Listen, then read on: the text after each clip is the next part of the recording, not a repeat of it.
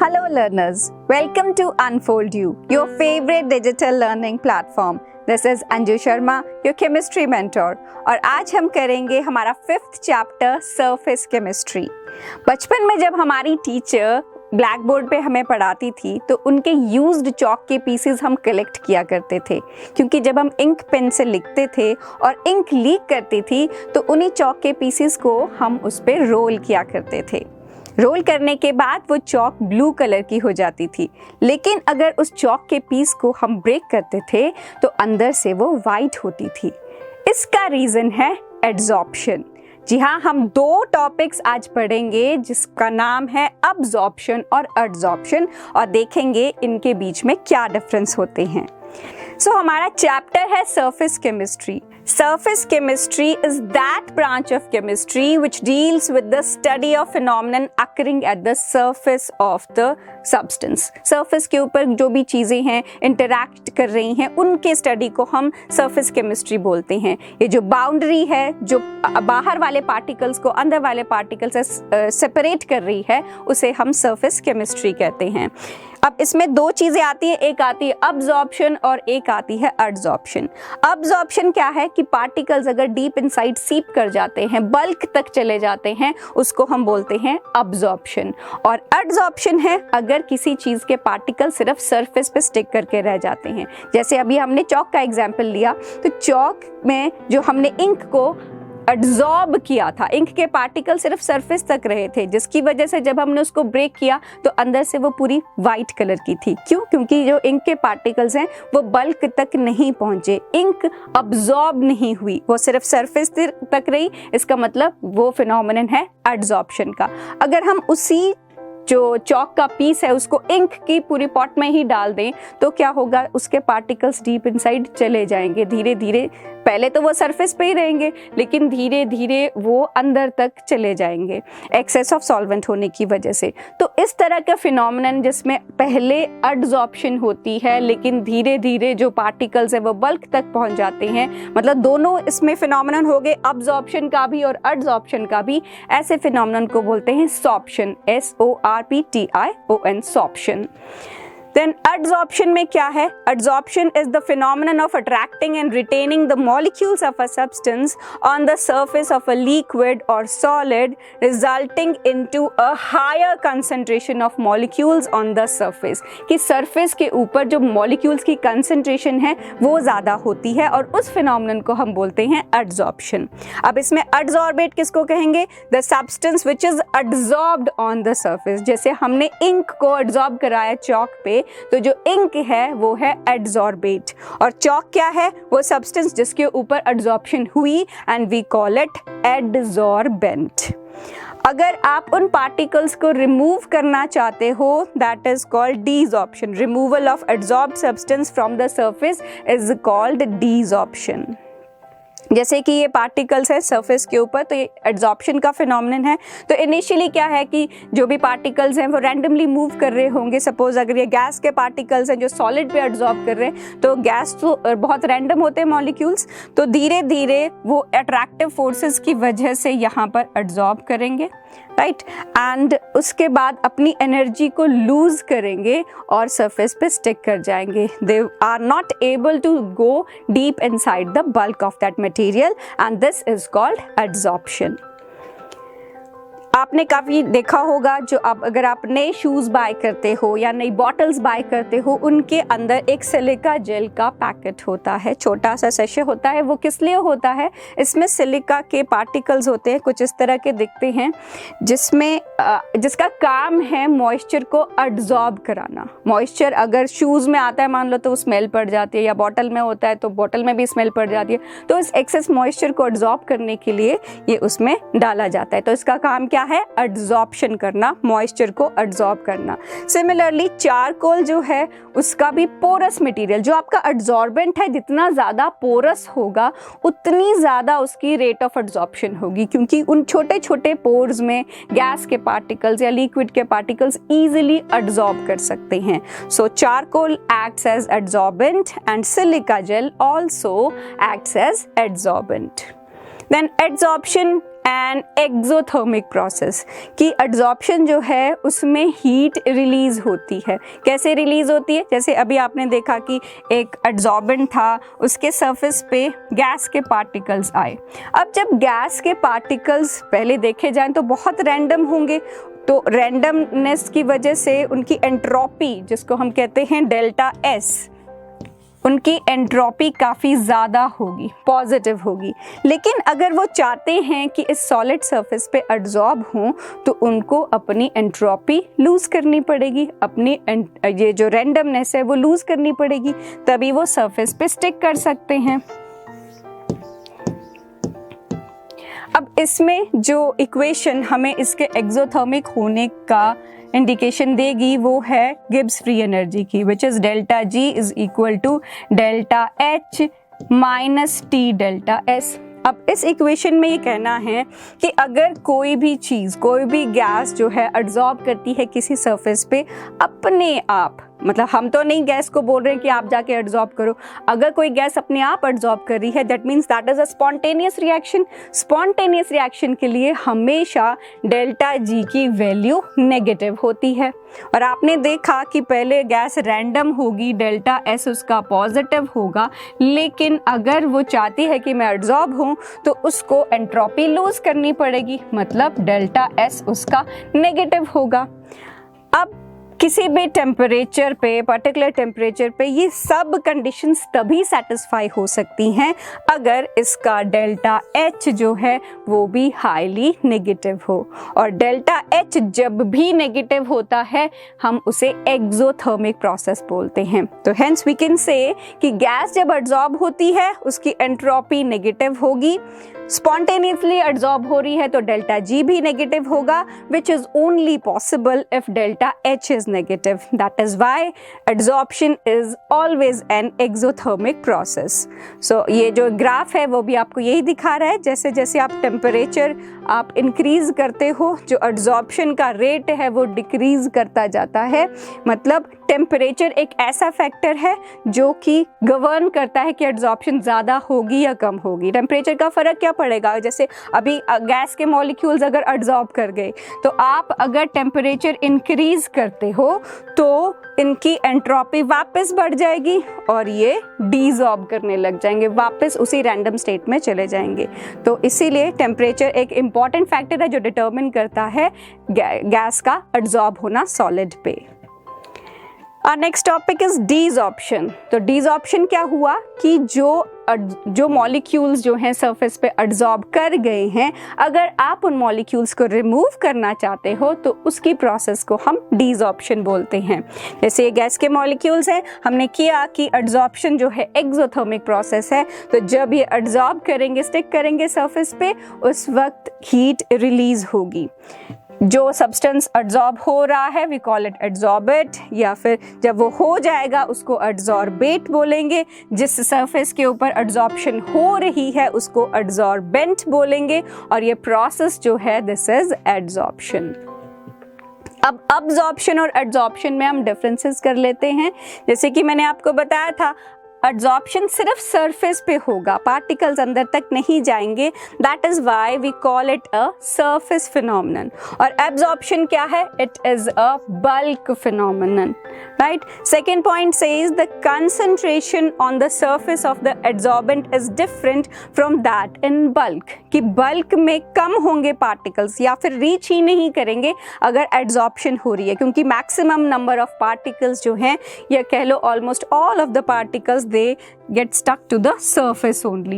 But in case of absorption, the concentration is same throughout the material. जो particles हैं वो बाहर तो होंगे ही, अंदर तक सीप करेंगे और वो kind of homogeneously distribute हो जाते हैं।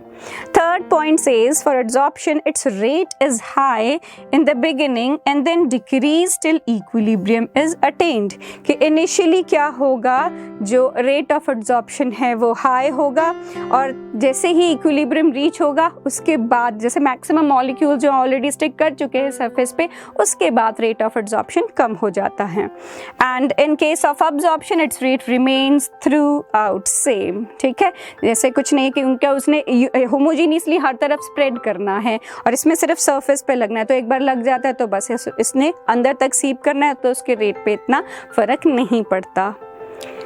Then comes फैक्टर्स अफेक्टिंग, कि क्या फैक्टर्स हैं जो एब्जॉर्प्शन को इफेक्ट करते हैं। So first is nature and surface area of absorbent, कि कैसा नेचर होना चाहिए और कैसा सरफेस एरिया होना चाहिए एब्जॉर्बेंट का। तो जो नेचर है मतलब उसकी जो फोर्सेस हैं जो बाइंड कर सकती हैं पार्टिकल्स को, वो ऐसी होनी चाहिए कि अट्रैक्टिव हो ताकि मॉलिक्यूल्स इजीली उसमें आके सरफेस पे स्टिक कर सकें। और सरफेस एरिया जितना ज़्यादा होगा, आपका एब्जॉर्बेंट जितना बड़ा होगा उतना बेटर होगा, उतनी ज़्यादा अमाउंट ऑफ एब्जॉर्बेट उस पर स्टिक कर सकेगा। सेकेंड से is nature of gas being absorbed, आप जिस गैस को एब्जॉर्ब कर रहे हो उस गैस का क्रिटिकल टेम्परेचर कितना है उस पर भी डिपेंड करेगा कि रेट ऑफ एब्जॉर्प्शन कैसे इफेक्ट होने वाली है। कुछ गैसेस होती हैं जो इजीली लिक्विफाइबल होती हैं, लेकिन कुछ गैसेस होती हैं जिनको लिक्विफाई करना इजी नहीं होता। तो अगर आपकी गैस ऐसी है जिसको इजीली लिक्विफाई किया जा सकता है तो रेट ऑफ एब्जॉर्प्शन ज़्यादा होगा। Then comes temperature. टेम्परेचर अभी हमने बात की थी कि अगर आप कभी भी टेम्परेचर इंक्रीज करते हो तो जो मॉलिक्यूल्स हैं उनकी काइनेटिक एनर्जी बढ़ जाएगी, लेकिन एब्जॉर्प्शन में हमने क्या कराना है, हमने उन पार्टिकल्स को, उन गैस मॉलिक्यूल्स को एब्जॉर्बेंट के सरफेस पे स्टिक कराना है। तो टेम्परेचर से तो वो वापस रैंडम हो जाएंगी, उनकी एंट्रोपी बढ़ जाएगी। ठीक है, तो टेम्परेचर कम होगा तो एब्जॉर्प्शन ज़्यादा होगी, और टेम्परेचर अगर ज़्यादा होगा तो एब्जॉर्प्शन, रेट ऑफ एब्जॉर्प्शन कम हो जाएगा। Then comes pressure.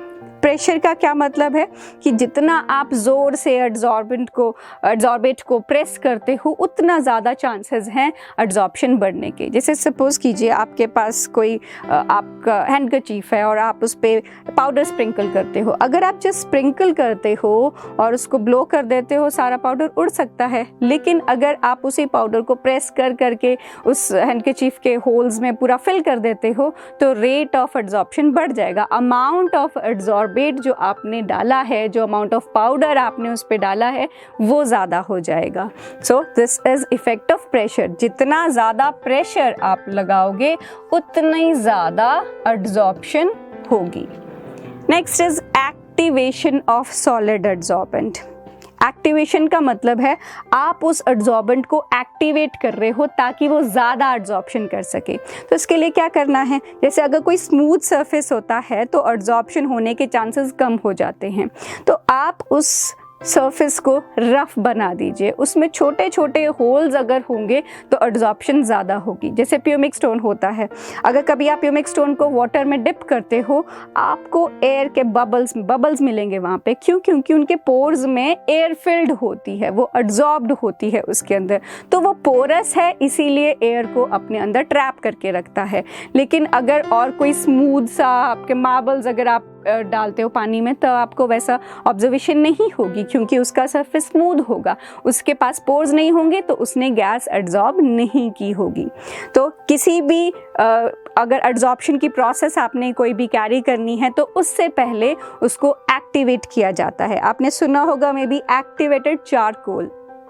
चारकोल का भी काम एब्जॉर्प्शन का है और वो भी पोरस होता है नेचर में, इसीलिए जहाँ पर भी एब्जॉर्प्शन की ज़रूरत होती है आप चारकोल को यूज़ करते हो ताकि उसके पोर्स में जो भी पार्टिकल्स हैं, चाहे फिल्टर्स में आप उसको यूज़ करना चाहते हो, चाहे मास्क्स में यूज़ करना चाहते हो, एयर के पार्टिकल्स को भी वो ट्रैप कर सकता है, वो सॉलिड पार्टिकल्स को भी ट्रैप कर सकता है।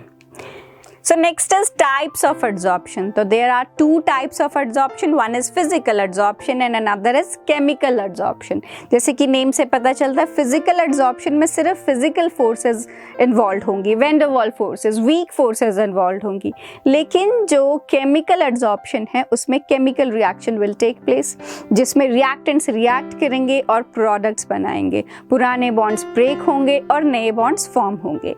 So first point of difference is weak van der Waals forces are involved in physical adsorption, जैसे कि हमने पाउडर को स्प्रिंकल किया था हैंडकरचीफ पे, तो वीक फोर्सेस के थ्रू वो एक दूसरे के साथ बाइंड कर गए थे। लेकिन केमिकल एड्सॉर्प्शन में केमिकल बॉन्ड फॉर्मेशन होगी, रिएक्टेंट्स आपस में रिएक्ट करके प्रोडक्ट बनाएंगे। अब फिजिकल एड्सॉर्प्शन में जो एंथैल्पी ऑफ एड्सॉर्प्शन है, जो हीट रिक्वायर्ड है चीज़ों को एड्सॉर्ब करने के लिए, that is quite low, 20 to 40 kilo joules per mole. क्योंकि जब आपको कोई बॉन्ड नहीं बनाना है, आपको सिर्फ फिजिकली स्टिक करना है सरफेस से, तो आपको एंथैल्पी की रिक्वायरमेंट नहीं होगी। But in case of chemical adsorption, high enthalpy of adsorption is required, which is about 40 to 400 kilo joule per mole. क्यों? क्योंकि रिएक्टेंट्स का जो कॉन्सेप्ट है कि कैसे वो प्रोडक्ट्स बनाएंगे, that is based on collision theory, कि वो आपस में कोलाइड करेंगे और इफेक्टिव कोलिजन्स जिनके भी होंगे वही प्रोडक्ट्स बनाने वाले हैं। अब इन इफेक्टिव कोलिजन्स के लिए आपको इनफ एनर्जी भी चाहिए होती है, which is around 40 to 400। Now, in case of physical adsorption, there is no compound formation. कोई भी नया कंपाउंड नहीं बनने वाला है, क्योंकि एक्चुअली दो चीज़ें एड्सॉर्बेट और एड्सॉर्बेंट जो हैं वो केमिकली रिएक्ट नहीं करने वाले हैं, सिर्फ एक दूसरे के कॉन्टैक्ट में आके जो फिजिकल फोर्सेस हैं वही उन पे एक्ट करेंगी। But in case of chemical adsorption, surface compounds are formed, जो रिएक्टेंट हैं वो रिएक्ट करके सरफेस के ऊपर नए प्रोडक्ट्स बनाते हैं। No activation is required in physical adsorption, again क्योंकि कोई बॉन्ड फॉर्मेशन इन्वॉल्व नहीं है इसमें, तो उसको कोई एक्टिवेशन की ज़रूरत नहीं है। मगर जैसे मैंने बताया कि केमिकल रिएक्शन में जो रिएक्टेंट्स हैं वो आपस में कोलाइड करते हैं, कोलिजन थ्योरी वहाँ पर हमें अप्लाई करनी है, और कोलिजन के लिए एक minimum amount of energy, threshold energy जिसको हम बोलते हैं, दैट इज़ रिक्वायर्ड, ताकि वो रिएक्टेंट्स एक्टिवेट हो सकें प्रोडक्ट्स बनाने के लिए। तो उसको इनिशियली रिएक्टेंट्स को कोलाइड करवाने के लिए एनर्जी चाहिए, या कह लो एनर्जी ऑफ एक्टिवेशन उसको चाहिए, which was around 40 to 400 kilo joule per mole. जो फिजिकल एड्सॉर्प्शन है that is not specific in nature, मतलब आप किसी भी चीज़ को किसी भी चीज़ के सरफेस पे स्टिक करवा सकते हो। जैसे हमने पाउडर को स्टिक करवाया हैंडकरचीफ पे, ज़रूरी नहीं कि आप सिर्फ पाउडर को स्टिक करा सकते हो, आप कोई भी और सब्सटेंस को उसके ऊपर स्टिक करवा सकते हो। जैसे हमने इंक को एड्सॉर्ब किया चॉक से, तो ज़रूरी नहीं कि चॉक सिर्फ इंक के पार्टिकल्स को एड्सॉर्ब करा सकते, ये सब फिजिकल एड्सॉर्प्शन है।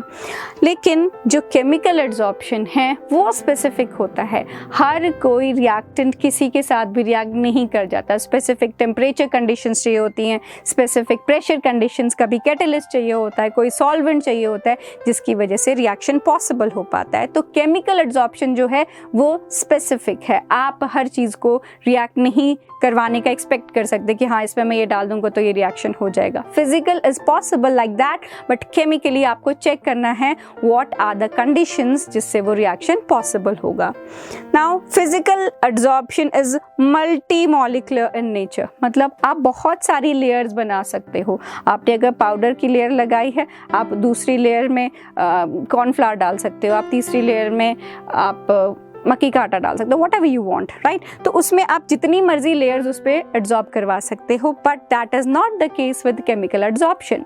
केमिकल एड्सॉर्प्शन में एक बार दो रिएक्टेंट्स रिएक्ट करके प्रोडक्ट बना दिया तो वो एक सिंगल लेयर बन गई, आप और कुछ डालोगे वही product will act as reactant and react with the new thing, और वो एक और नई लेयर बना देगा, मतलब वो हमेशा एक ही लेयर रहेगी। जो प्रोडक्ट पहले बन चुका होगा that will act as a reactant in the second step, right? So इसमें ये unimolecular ही रहेगा।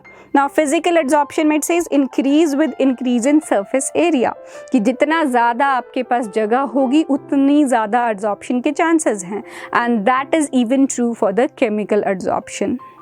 So next is adsorption isotherm. Isotherm किसे कहते हैं? आइसो का मतलब होता है same and therm means temperature, तो जब टेम्परेचर कांस्टेंट रहेगा उसको हम बोलते हैं आइसोथर्म। सो हम एक ग्राफ स्टडी करेंगे और वो ग्राफ है अमाउंट ऑफ सब्सटेंस एड्सॉर्ब्ड पर gram of the adsorbent which is x upon m। x है अमाउंट ऑफ सब्सटेंस और m है mass of adsorbent and the equilibrium pressure of the adsorbate at constant temperature. Temperature constant रहेगा और हम pressure की variation देखेंगे इसमें x/m के साथ। तो इसमें आप देख रहे हो जैसे जैसे आप प्रेशर बढ़ा रहे हो जो एक्सटेंट ऑफ एब्जॉर्प्शन है वो भी इंक्रीज कर रहा है।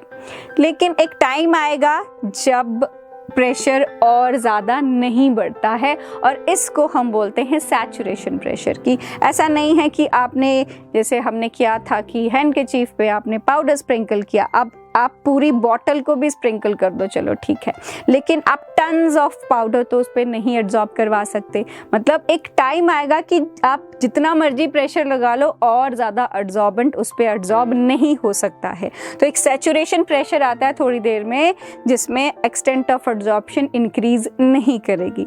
और टेम्परेचर का इफेक्ट वही रहेगा कि अगर टेम्परेचर लो होगा तो एब्जॉर्प्शन ज़्यादा होगी, लेकिन जैसे जैसे आप टेम्परेचर बढ़ाते रहोगे एब्जॉर्प्शन कम होती रहेगी, क्योंकि टेम्परेचर बढ़ाने से काइनेटिक एनर्जी ऑफ मॉलिक्यूल्स बढ़ जाती है और वो सरफेस पे एब्जॉर्ब्ड नहीं रहते।